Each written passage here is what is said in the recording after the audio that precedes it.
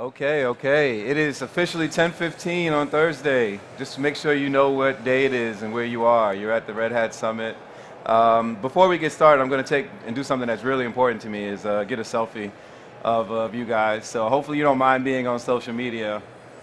Let's see, I got most of you. There we go. All right, most important things are done. All right, everybody's good now. You can go. No? You want to talk about stuff? Okay. All right, so today we're going to be talking about self-healing networks with Ansible.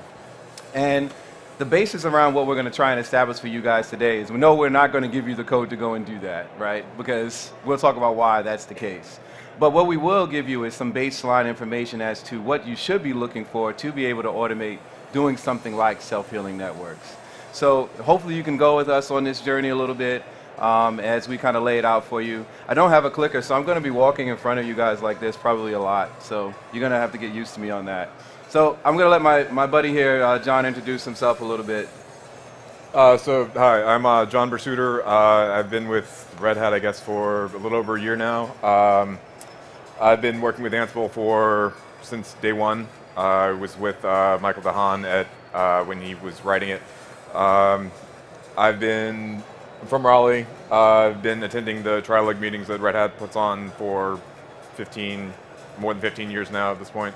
So yeah, I'm a big fan of Ansible and sort of just landed into this great position of being able to do things with it every day. So, cool, cool. Thank you, John. And he's being very modest, just so you know, which is one of the things I love about John. John is one of my rock stars on my team. He's an architect. He is the guy that comes in and lays for Red Hat Consulting. And we'll talk a little bit more about what Red Hat Consulting is and what that means. I get the privilege of being able to manage dudes like this gentleman and so that he can deliver for you guys the things that you need. I've been in IT for 18 years. I call myself a new Yexan, which is a title I made up, so you can't use it, you can't steal it, it's copyrighted, but I am a New Yorker that now lives in Texas, so that's how that kind of came about. Cloud advocate, always a believer in Ansible, always a believer in OpenStack. I don't think that'll ever go away, and I am an amateur marksman and a motorcyclist, and I do expound on the word amateur in a great way.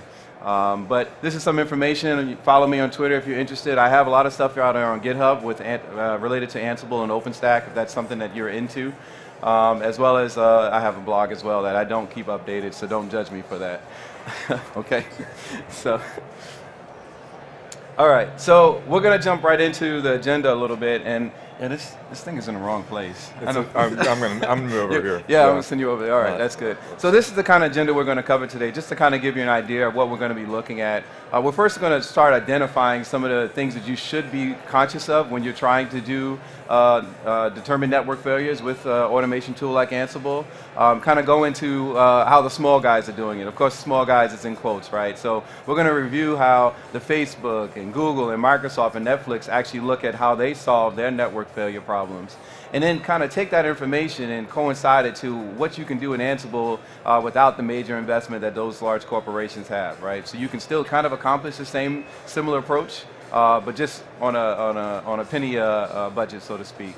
And then last but not least, we're going to try and go through some real-life examples as to how you can go about trying to do self-healing networks or trying to do self-healing with Ansible in general, and some of the best practices around that. And then at the end, just kind of sum it up and kind of show you how we can help you do that if you wanted the extra help. Everybody cool? All right, thumbs up. Everybody's good? All right, all right. Just want to make sure you're paying attention. I'm going to do that every once in a while. All right, so we're going to jump right in here. Automation approach to identifying network failures. So the reason why I love this picture, and I use this picture a lot on a lot of the blog posts and things that I write, right? Because the idea is that one of these things are different from the other. The idea of, well, you may say to yourself, well, why capturing metrics for your network is important. Now, it sounds trivial at first, right? You would say, well, of course I would capture networks. But the question is, you know, how do you determine when something is really broken in a network, right? Just because you send a network ping, does that mean that if you don't get a response back, it's broken? No, it does not always mean that. And then you have to say to yourself, well, what's considered normal network-wise? What would be considered normal network behavior for your network? The only way that you can ever get to the point where you can determine what is normal in your network is by gathering what we call good state metrics, right? Now, not just waiting for a failure to occur, but actually gathering those metrics on a normal, everyday, regular basis is actually going to give you your good state. And then there's two statements there that kind of conflict with each other, and the first statement is mine, and the second one is his, right? So we are agreeing to disagree on this, and he's going to expound on it a little bit more. But simple network pings can do the trick, whereas John says simple network pings can't always do the trick, right? So, and what we mean by that is that the idea is that yes, you can do a simple network ping and get back a good response, but then at the same time, do you really trust that network ping? And what does that network ping really tell you about what just happened in your network?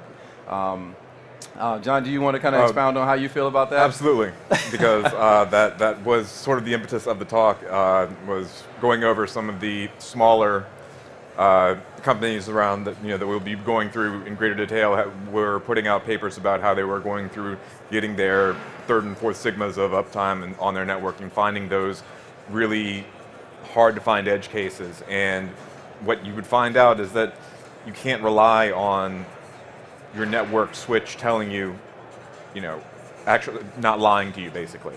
If the network switch may give you back information telling you, may give you back good information, but if it, the input into the switch is what's actually bad, then you're going to get bad information back. So you have to not only be able to work with the metrics that the network switches give you, but you also have to be able to create metrics from outside of that environment, inside of it. Like, you have to be able to create the network itself from within. And that will give you the metrics that you need to move past, 99.99% uptime and stability. So, network pings and round trip times can do the trick for you for 99.99% of the way. But when you start getting past that, you need to be able to hit every route, every node, and know that each and every interface that you're going through is reliable. And that's where this problem came from. And that's what makes it interesting, is how do you do that when you can't always trust the network equipment to tell you the truth? So we're going to go through a few of our smaller friends and how they did it with their large internal networks. Yep, I believe is what's next. Yep. So now that we understand the idea around, well, you got metrics are really important, I'm not sure exactly why this thing is not moving now. Technical difficulty. There we go. So now we're going to go into the topic of defining failure states. And again, this may seem very obvious, right? Well, I do a ping, I don't get a response back, that's failure. Well, the reality is that everyone's failure states will be different, right? It really depends on your network topology. It depends on how you lay it out. It depends on what you consider to be latency in your network, because what I may be considered latency for my home network, that I have my two daughters and my wife all streaming Netflix at the same time, may not be your network latency for your corporate office where you have a $5 million or $3 million application that's making you revenue, right? So the overall idea here is that you have to define what your failure state would be for your network. You can't let anyone else define that for you. And the idea, again, is also seek to be proactive. Don't wait for total failure, right? Or don't use total failure metrics as your determiner. You want to be able to start to see as things go bad, be able to figure out, well, if I saw this, then the next phase of that is a total failure. This should be my benchmark that I set for my failure state. Make provisions for hiccups and expect abnormalities. And what I mean by that is when you go to kind of create automation to kind of remediate a network failure, do build in some logic for hiccups. Hiccups do happen in a network. It doesn't mean that there's an ultimate failure, it just means there was a hiccup. Or there may have been an abnormality, a result returned. But build in logic so that it can kind of handle things of that nature. John, you have thoughts on that? Basically, yeah, that's really where I'm coming from. Because everyone's failure states will be different. What you determine to be a failure will be different from what another business unit or another business determines to be a failure. It may be that you have to have, if you're a HFT firm, you need latency above and beyond. But if you're more about getting actual bandwidth through, then you need to make sure that you have all your routes up and that they're consistently up. So, failure states, whether they are round trip time or packet loss or any other of the many mini network metrics that we can measure and throw into some sort of analytics machine to come out with a basis for what are we going to do now that we're in this state. We know that we're in this state. Is that a failure state? If that's a failure state, what does that failure state mean? Does that failure state mean that we are going to immediately kick off some automated remediation? Does that mean that we are going to escalate it to a human to take a look to make sure that, okay, well, this is sort of on the line. We don't really, this is in an environment that we're not really using at the moment. It's not getting a lot of traffic. Or is this something that needs to just go straight to someone, an actual human actor, to say this needs to be done or this doesn't need to be done?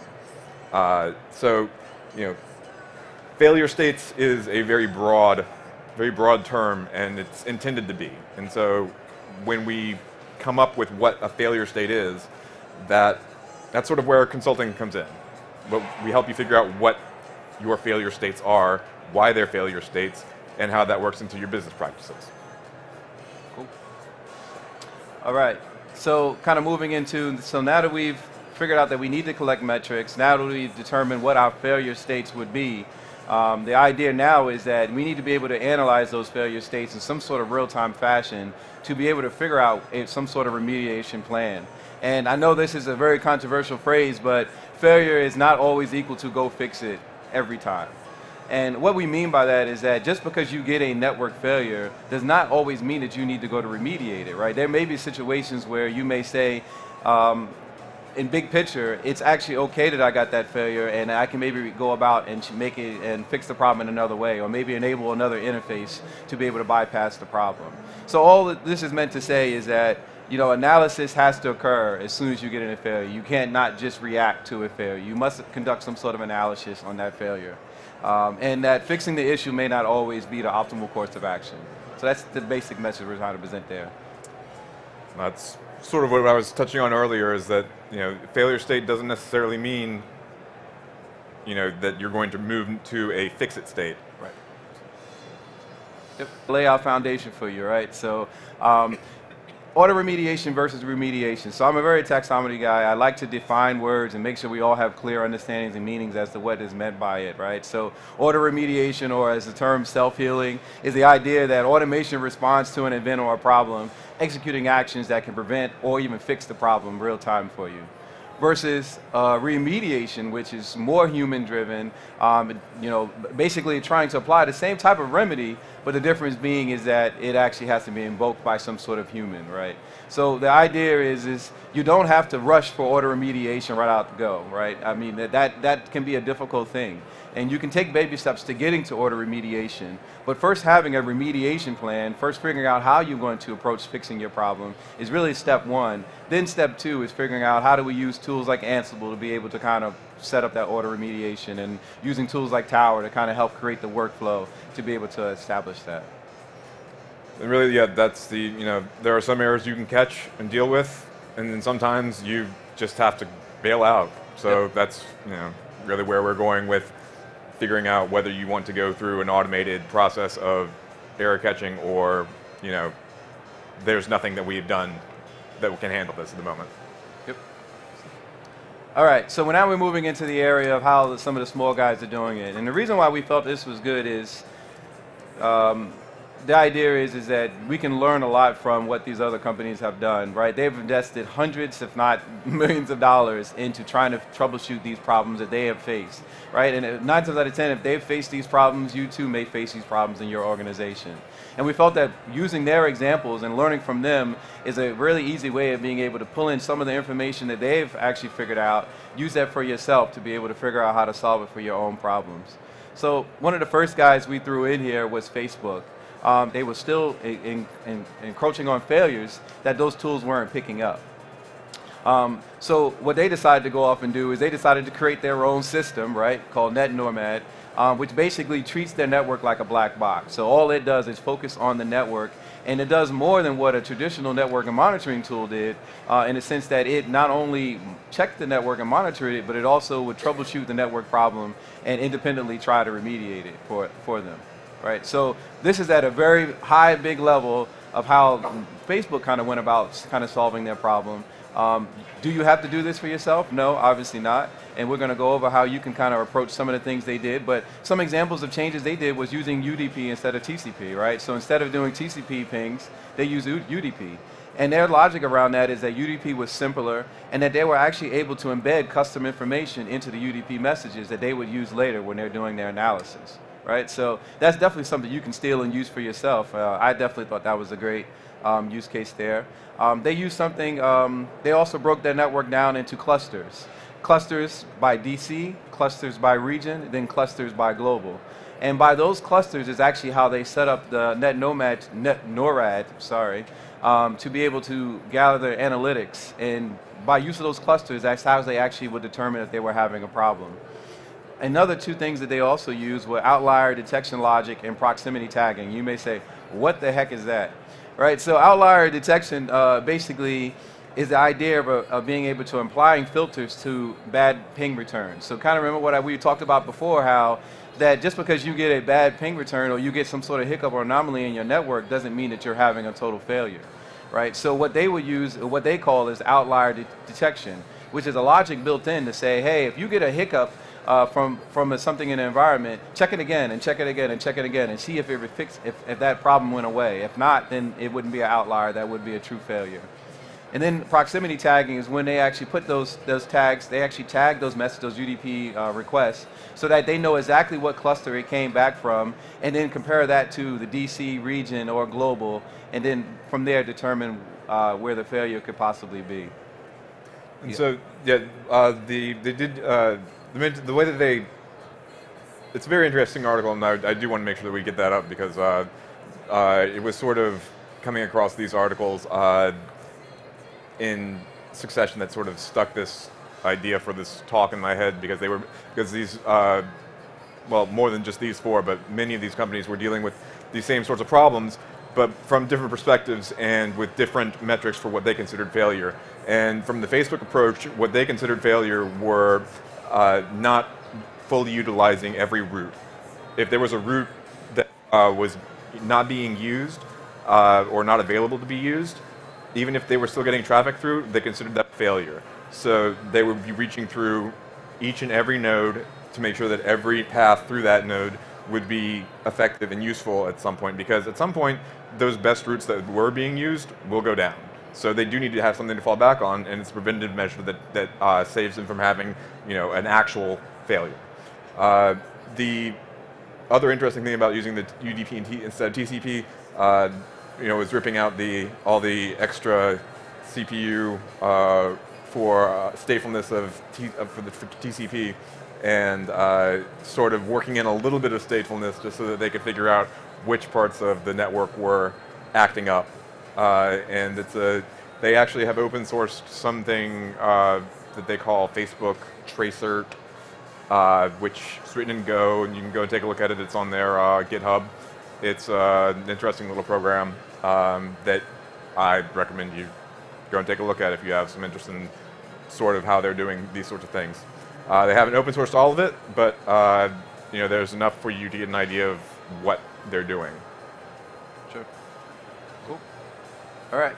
So kind of now moving into the Google example, whereas they actually also faced a similar problem, right? They had, with traditional networking, their quote was, too many times the device either lies or does not tell you the whole picture, right? So again, this is a perfect example of how, we know Google has millions of pods of compute running to be able to handle their business functions, and they have realized that traditional network monitoring just didn't cut the mustard.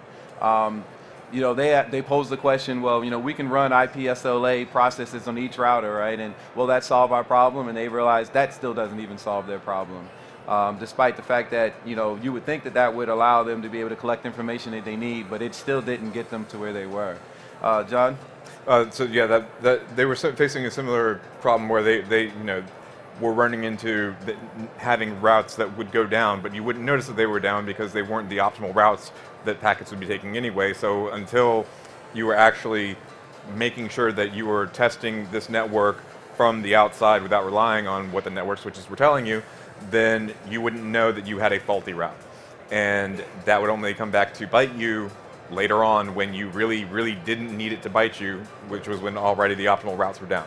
So they took theirs was one of the earlier articles about how they had approached it from a graph theory perspective. If you want to get that far down into it, they have some very interesting math on that in that document. But really what it comes down to is basically making sure that you're going through every possible route on your network, making sure that it's available, and if it's not, figuring out why that's the case and pushing through to that failure state of, okay, well, it's a failure state, what do we do with it? Cool. All right, so you do want to grab a picture of that? You good? All right, thank you, man. See, I love my audience. So one of the next examples is the Microsoft approach, and this one actually, I won't even get too much into detail of this one because this is a dissertation that Microsoft basically put together as to what they did. Again, they created something called Ping Mesh, which is meant to be able to troubleshoot large-scale data center network latency measurement and analysis, right? And again, when I say dissertation, like it's a dissertation article that I encourage you to read if you ever have a hard time sleeping at night or you really just love networking stuff, right? But the idea is that they decided that they're collecting tens of thousands of terabytes of latency data per day, but with this application that they created. It's just amazing to look at how an organization that can focus their energy and time on troubleshooting and fixing a problem. And I love that, like you said, mentioned before about the graphs, about how they graph from a server within a rack all the way to the top of a rack, all the way across their data centers. And they create graphs that they overlay over top of each other to determine where their network latency is. I mean, this is like PhD type stuff. It is a great paper. It has a lot on connection matrices and things like that, and gets into the actual graph theory of it in some parts. I wasn't actually falling asleep reading it, but I'm also me. The other interesting thing about the way Microsoft took this or approached this problem was that their failure states were different than the previous two that we were talking about, where the previous two, we were talking mostly about failures of routes not being optimized and used, whereas Microsoft, the biggest thing that they were worried about was latency, and that came at not only the network level, but also at the application layer. So, they didn't care what level of the stack it was at. They just knew that, and this too, that when you have a program that's acting slowly, you have to show that it's not the network, And so to do that, you have to have the network metrics to do that. You have to have the round trip times. You have to have the the drop statistics, all those sorts of things. And looking at it, approaching it as a black box, as we've been saying, rather than believing what your network is telling you about itself, is where they're getting all this data and analyzing it and coming up with those failure states that we're talking about. But their failure states are based more around the actual latency as opposed to usable routes and dropped packets. Cool. I think finally we have Netflix, who sort of took this and then took it to the next level, where instead of just being about network-driven remediation, remediation around their networks, it was remediation around, okay, first we're going to deal with the network problems, but the network problems weren't really the real problems. The real problems were these microservices that were making use of the network. So what we're going to do is we're going to implement this, what they called Winston, which was an event-driven diagnostic remediation platform, which some of you might also recognize as Ansible Tower. Where you get enough data, you get the right kind of data, and you can kick off some sort of remediation on your infrastructure. And the infrastructure that they were dealing with in this case was mostly microservices running on AWS in specific regions, and they didn't really have a problem dropping without, they didn't really care about latency because they would just drop off to another region. They were more concerned with overall bandwidth, things like that. Latency, obviously not something to completely disregard, but they were more concerned about actual just availability. So again, this goes back to why we were saying, you need to find what your own failure state is. And that's where we can come in as consultants and help you figure out what your failure states would be as a business unit, and then how to remediate those, when you should remediate those, which things should be remediating those. One thing that I want to point out here is that Winston has a mechanism in it where low-level failure states are sent to Tier 1 support. Tier 1 support then decides whether to take action on it or not. That's something that we've built into Ansible Tower as well, where not just Tier 1, but any tier of support can be sent from a failure state, a notification saying you should look at this, and here's a playbook that we can use to remediate that. So this is where we start to get into the idea of, well, we have all this data, and we have the failure states, and we have these possibilities of what we can do to fix it, but should we, and who's going to make that call? And so that's one thing that Ansible Tower does very well. That's one thing that Winston was made to do. And finally, the last point I wanted to bring up here was that when they were originally looking at doing this solution, they came into it looking at the existing technology and deciding that they needed to take what was available, but also build on top of it. And that works very much into the way that we do things as consultants. Is we will work with you in the existing infrastructure that you have, so that you have a hybrid approach to whatever you need to get to a state where you are working through your failure states. Sure.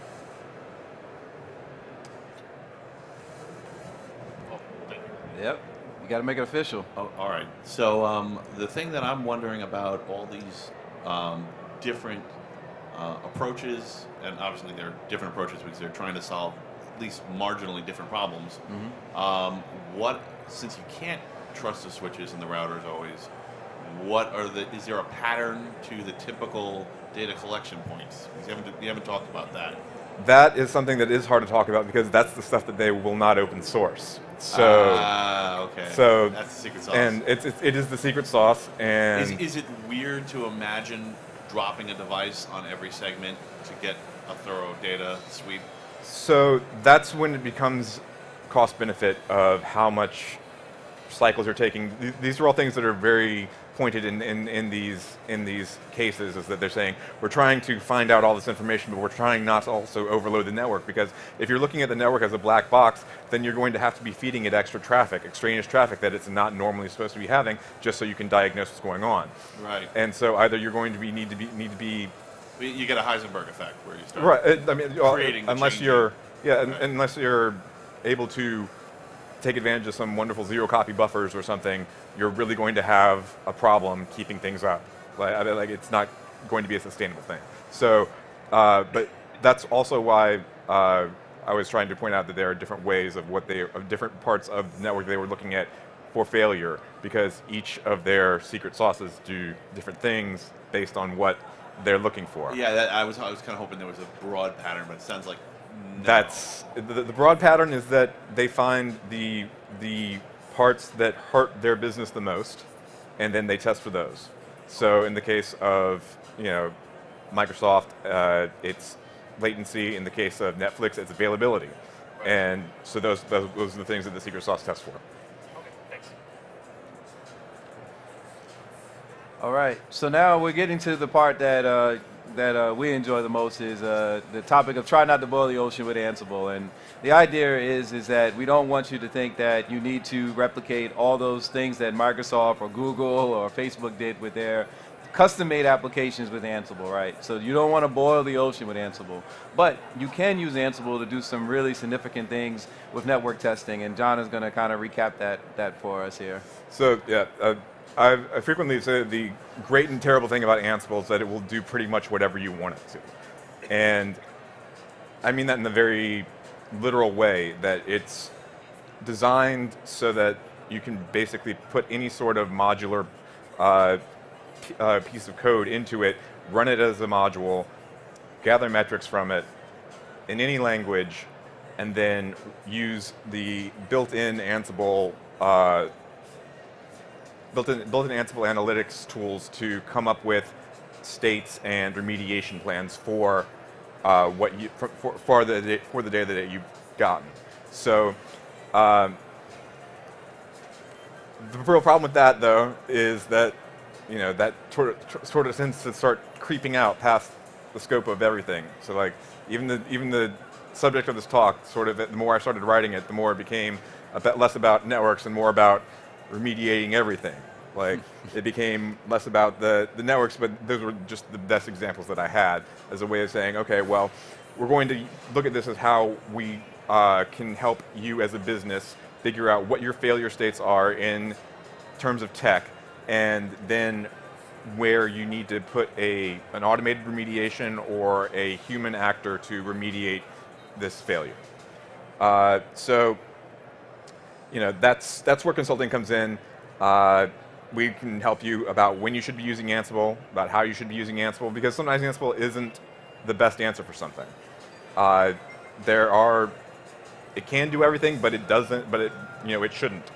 So we like to think of it as glue that holds most everything together, or can hold everything together, but it can also do most everything.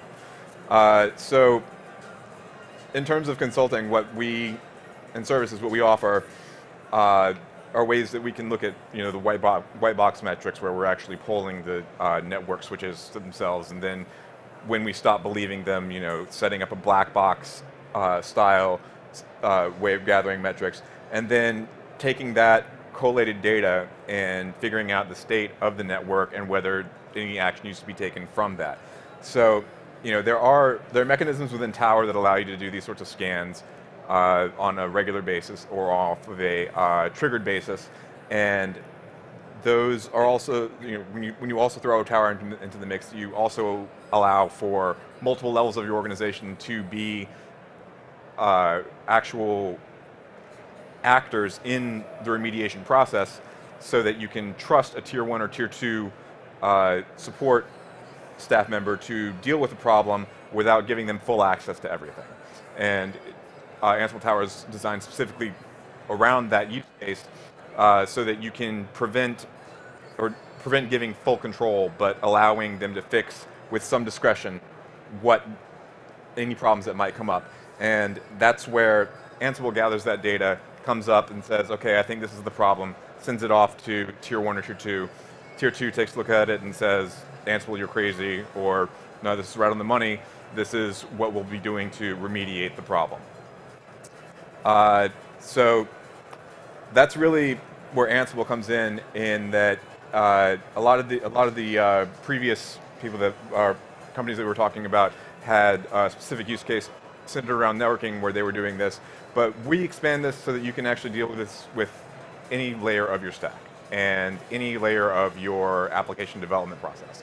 And we could go and do another 10 presentations, which I'm sure you don't want to sit through, about the specifics of each parts of the stack and the idiosyncrasies of those parts of the stack, but where Ansible can step in using the same sorts of logic. And what that helps create is sort of a lingua franca that everyone in your development team, everyone in your ops team, everyone in your DevOps team, which we all have now, can look at and say, okay, this isn't really where I'm working, but I can figure out what they're doing.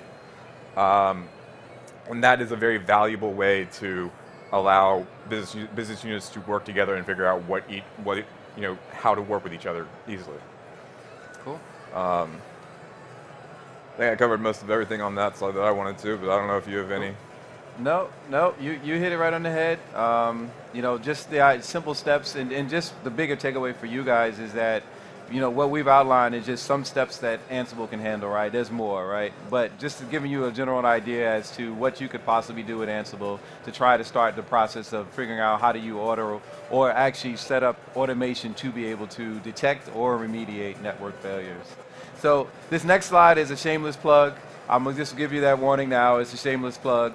I have to get the shameless plug out there, just to kind of keep things going. But in all reality, we are here for you, right? If you're not familiar with Red Hat Consulting and what it is, we are Red Hat Consulting. We will come out, we will help you with your business process. No, we're not staff org, right? We are there to work with you and to be able to give you the power and the skills and the knowledge to be able to hand off to you so that you can go off and do great things within your organizations. You'll get a gentleman like John show up at your door. They won't all look like John, just so you know that. So don't expect John to show up every time. But he can come in, work with you, work with your enterprise architects, work with your solution architects, work with your BUs to figure out how do you want to approach a problem, design it up for you, and get you on your path of being able to set up the automation around that. I promise I'm done with that slide. No more shameless plug. Oh, I'm sorry, there's no more shameless plug. No, I won't go into it. But we are Stubborn Maggot experts, right? The idea is that this is what John does every day. It's deal with Ansible, deal with real life problems that organizations are facing and helping them solve them. And that's something that is hard to find out in the world.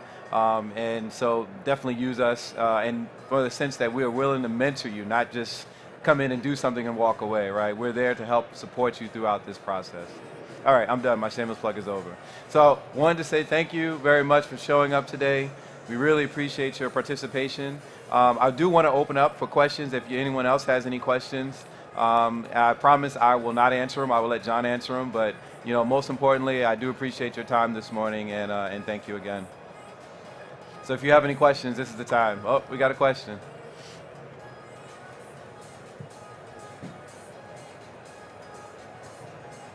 Hi, John. Chris Martin from Excelis. How you doing? He didn't even address me at all. You too.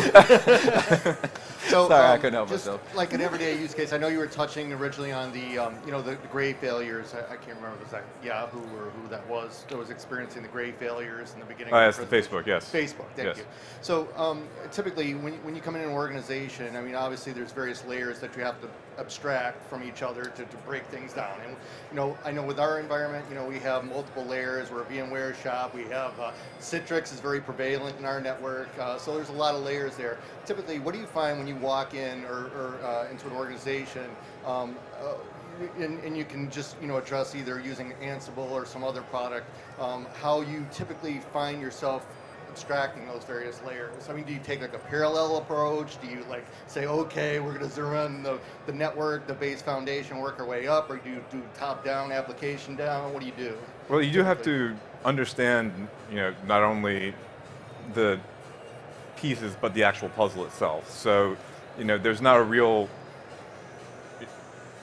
Ideally, you will want to understand each part and how each part fits together, and then move from there. That's not always possible because, in many cases, some business units aren't engaged in the engagement, but you work with the information that you have. So, in that case, I do tend to get a little nosy if I'm seeing something in part of someone's stack that seems a little off, but it's coming from another business unit. I'll try and get permission to go and talk to them and see what's up, because it seems like something from their side is throwing something on the side that I'm trying to optimize off. But it's never a cut and dry thing. That's really one of the big things I was trying to get across from this, is that not only if I were to come into your organization and look at the different verticals and areas of who's running what and how, each one will have different goals that are reaching towards an overall different goal from every other company that I've been to.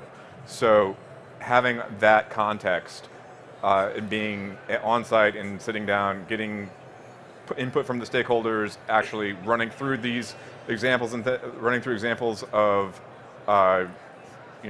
runs that find out where your problem areas are, that's the way we end up addressing those. So you kind of just taking like a step-by-step approach. What becomes visible? I know in our network sometimes it's not always visible, so we kind of go by our gut. And sometimes that works, and sometimes it takes a lot of time to break it down. And that is one of the tried and true methods is, I feel like I've seen this error before. Every piece of software has its own idiosyncrasies, so you have to, at some point, you'll see an error that you saw 5 years ago, and you just hope that you remember how you solved it. But that tends to be the way that we break it down. Great, thank you. Any other questions? Anybody have any other questions they want to throw out there? I mean, we're here for you, so we're not running away.